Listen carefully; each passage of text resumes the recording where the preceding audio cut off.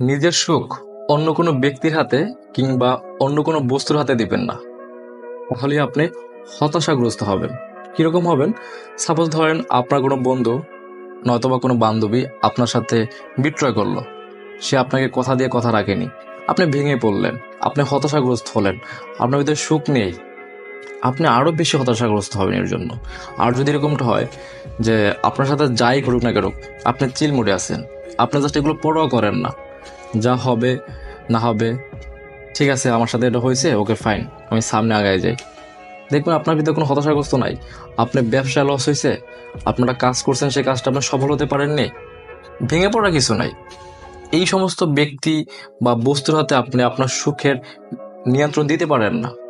যখনই আপনি কোনো ব্যক্তির উপরে, কোনো বস্তুর উপরে আপনার জীবনের সুখের নিয়ন্ত্রণ দিবেন, আপনি হতাশাগ্রস্ত হবেনই হবেন। সুতরাং আপনার নিজের জীবনের নিয়ন্ত্রক আপনিই হন, অন্য কেউ কেন হবে? All time chill bro.